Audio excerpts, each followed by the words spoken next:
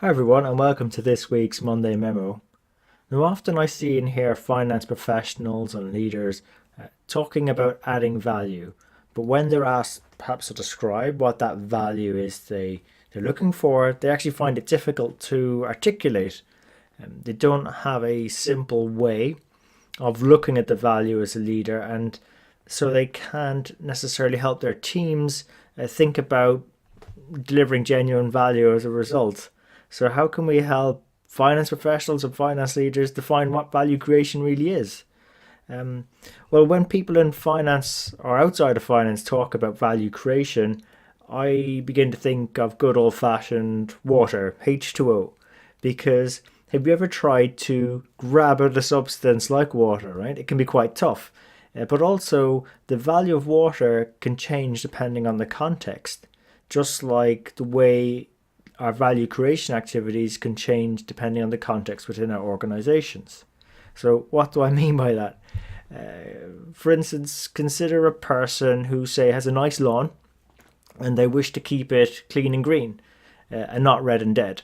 So, they might have a water sprinkler system attached to a hose pipe or whatever to water their lawn. And the value they put in the activity, well, what is it? It's probably going to be the same as drinking water from their own tap. They probably wouldn't give too much thought or two thoughts about it. Now, let's say that same person later that evening goes to a restaurant and rather than ask for tap water with their meal, they instead plumb for a bottle of still water, a Perrier or Evian, for which they might pay a couple of bucks, dollars or euro. So, in effect, you can see they might value that a little bit more, given that context. And then let's say then maybe a couple of weeks later, they've headed off on an African safari, and after a long trip to their hotel, they fancy a bottle of water. Now, if you think about it, if they didn't quite trust the water coming out of their hotel apartment tap, what do you think would they pay now for a bottle of water, even relative to what they paid in their restaurant 2 weeks previous, right? They'd probably pay a bit more. And now let's say finally they go on an excursion out into the desert, and in the rush to get out there, they forgot to bring with them some water. So 12 hours into the baking heat of 40, 50 degrees Celsius, well over 100 degrees Fahrenheit, what do you think then would they pay for just a bottle of cool, refreshing water? Given that context, probably again a good bit more. So as you can see, the value of the same substance increases depending on the context you find yourself in. And this is completely understandable because when it comes to value and value creation, it's a very subjective area. And the beauty, as the old saying goes, is in the eye of the beholder. And it varies depending on their context. So, regardless of the context, whatever happens is that beholder, the eye of the beholder, they're always making decisions based on what they see in front of them and around them, given what they want and what they have. So those decisions, in effect, come in the form of having and wanting questions. And if we can help them solve or start to solve, begin to add value and create value for them by solving those have want gaps, should we say, then we're starting to begin to create value. And the great thing in finance is that we've got this really great privileged access over the years to decision makers. We've got this terrific view across the full play of our organizations. We've got access to the numbers, right? And we've got these great technical skills to start stitching together and comprehending what the value is we could potentially go after and capture. So value creation in its simplest form is just simply about helping and influencing our organization to make better decisions over time, which then improve the numbers over time. And this is consistent with the traditional NPV financial formula approach that we probably covered on our training, which essentially states we make decisions that increase our cash inflows, we make decisions that decrease our cash outflows or our leakage over time.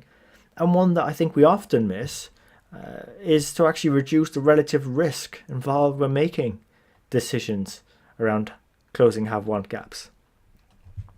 And this context has also been changing a lot over, I suppose, since we started the profession maybe 4,000 years ago.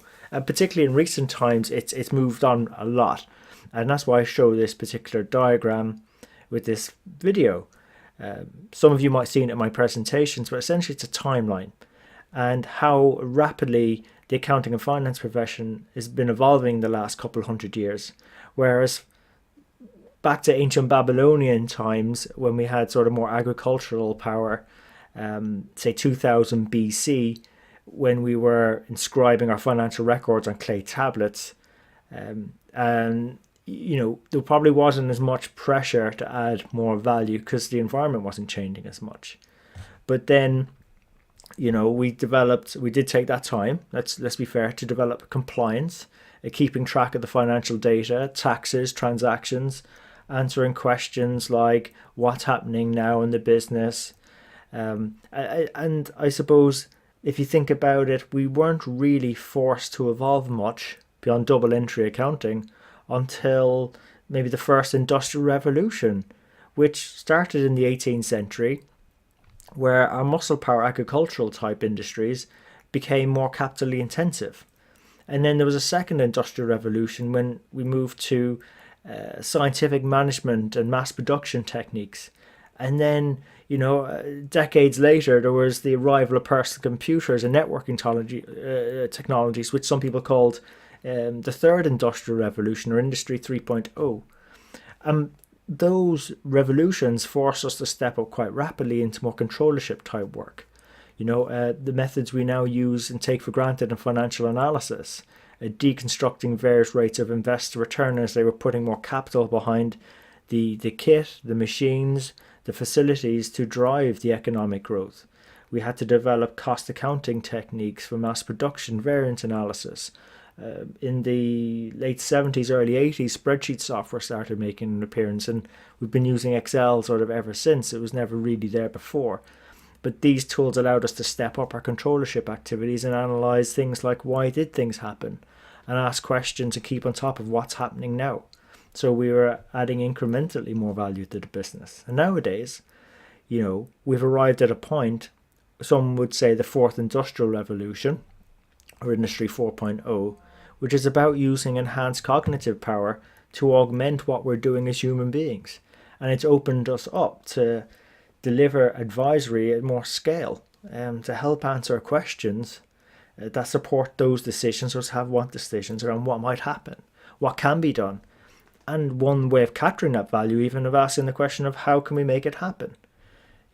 So we're now at a point in our profession where we're racing ahead of maybe our conservative past, and maybe that was because of our own reluctance to invest. It could just be part of our DNA, our nature. But if you think about terms like finance business partnering, or FP&A, they've been around since the 1960s, yet we actually still haven't fully adopted them in the way we approach the business. So that does concern me a bit, in terms of we've had visionaries within finance and accounting. They've pointed us the way, but we need to be careful that we're not as slow as maybe what we've been traditionally. But we also need to give ourselves credit as well that there's been a lot of rapid change, and it wasn't particularly in our nature to change as fast. Because if we don't step up to the mark and we don't understand how we can create more value in our organizations, other departments will step up. We have these privileged assets. We've got that visibility, access to decision makers, access to the numbers, those technical skills to break it down. Other departments will step up and take our place. So look, we have a great advantage, comparative advantage. Let's go use it. And that's why we bring on guest mentors to the Strength in the Numbers show, because they can share with us and our audience their stories, their hard-won lessons, how they've practically figured out how to leverage those value creation assets, create and actually capture more value for their organizations. And ultimately, their experiences can help us understand how we can leverage our own strengths in the numbers faster, have more fun, contribute and be more influential, solving meaningful problems for organizations. So we win from a career perspective, and our organizations win from us delivering the value they employ us to do in the first place. So look, I hope you enjoyed this episode.